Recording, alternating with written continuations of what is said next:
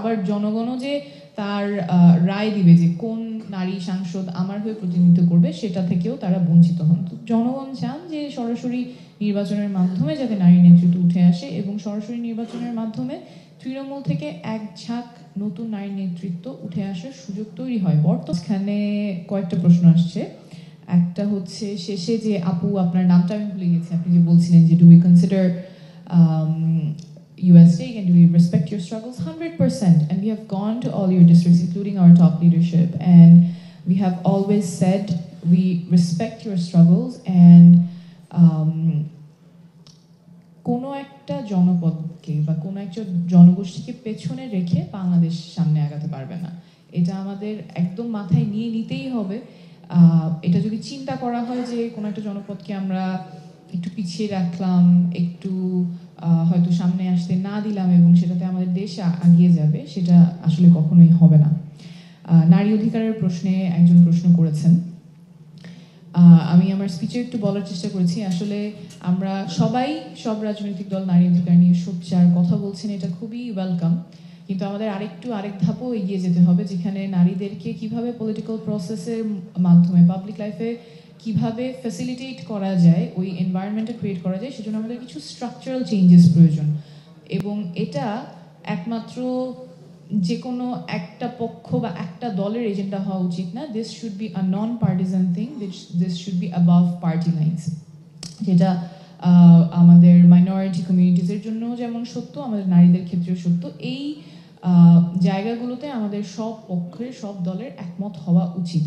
আমরা এনসিপি থেকে খুব শক্তভাবে ক্যাম্পেইন করেছিলাম এবং অবস্থান জানিয়েছিলাম যে আমাদের যে প্রস্তাবনাটা আছে, সংস্কার কমিশন থেকে প্রস্তাবনা আছে, নির্বাচন সংস্কার কমিশন যখন সার্ভে করেছে সেখানেও বেশিরভাগ মানুষ রেসপন্ড করেছিল যে নারী আসনে নারী সাংসদের জন্য সরাসরি নির্বাচনের মাধ্যমে যাতে নারী সাংসদ নির্বাচিত হয়। এখানে কিন্তু আসলে জনগণও বঞ্চিত হয়। সংসদে আমাদের প্রতিনিধিত্ব যাবে, নারী প্রতিনিধিত্ব যাবে, সেটা বাছাই করার সুযোগ জনগণ পাচ্ছে না, সেটা দলরা পাচ্ছে। দল তার ভোটের অনুপাতে নারীদেরকে নারী আসনে সেখানে মনোনয়ন দিচ্ছেন। তো সেখানে কিন্তু আবার জনগণও যে তার রায় দিবে যে কোন নারী সাংসদ আমার হয়ে প্রতিনিধিত্ব করবে সেটা থেকেও তারা বঞ্চিত হন। তো জনগণ চান যে সরাসরি নির্বাচনের মাধ্যমে যাতে নারী নেতৃত্ব উঠে আসে এবং সরাসরি নির্বাচনের মাধ্যমে তৃণমূল থেকে এক ঝাঁক নতুন নারী নেতৃত্ব উঠে আসার সুযোগ তৈরি হয়। ডিজাইন, এলিগেন্স, বিউটি, সেরা পণ্য সবার জন্য জেভিকো। যে ব্যবস্থা আছে সেটা তো ফেল করেছে, এটা আমরা দেখছি। কারণ আমরা যে পজিটিভ ডিসক্রিমিনেশনের কথা বলি সেটার মাধ্যমে ইভেনচুয়ালি এই পদ্ধতিটা যাতে প্রয়োজন না পড়ে সেখানে আমাদের যাওয়ার কথা ছিল, কিন্তু সেখানে আমরা পৌঁছাতে পারিনি। তাহলে আমাদের পদ্ধতিটা পরিবর্তন করতে হবে। পরিবর্তনের ক্ষেত্রে NCP took a very principal position. Unfortunately এটা ঐক্যমত হয় নাই, অনেক দলের অনেক মত পার্থক্য ছিল, এই জায়গাটাতে আমরা আসতে পারিনি, কিন্তু আসা প্রয়োজন ছিল। স্পেশালি 2025 সালে এসে এতটুকু পরিবর্তন আমাদের এই জায়গাটাতে একমত হওয়া প্রয়োজন ছিল। আমরা এখন একটা ঐতিহাসিক সময় পার করছি। আমাদের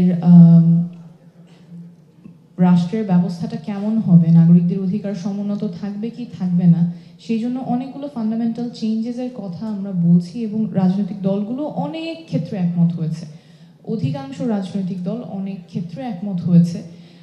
তো এখন যেটা স্ট্রাগল সেটা হচ্ছে সেগুলো বাস্তবায়নের পথ, অর্থাৎ যেই জায়গাগুলোতে একমত হয়েছে সেখানেও অনেকের মত পার্থক্য আছে, যে কেউ যতখানি পরিবর্তন চেয়েছিলেন সেরকম আসে নাই, বা কারো যতখানি পরিবর্তন চিন্তা করেছিলেন সেরকম আসছে।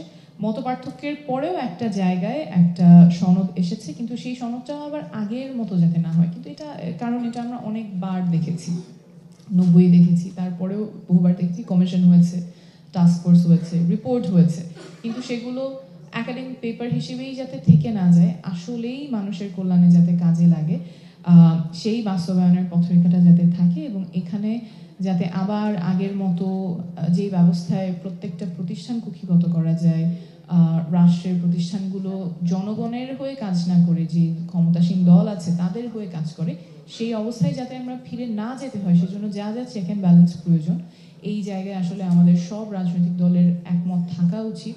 এবং এই জায়গাটাতে অনেকটাই অফকোর্স রাজনৈতিক দলগুলো অনেক সদিচ্ছা নিয়েই কনসেনসাস কমিশন এঙ্গেজ করেছেন, সেটার ধারাবাহিকতা যাতে বজায় থাকে।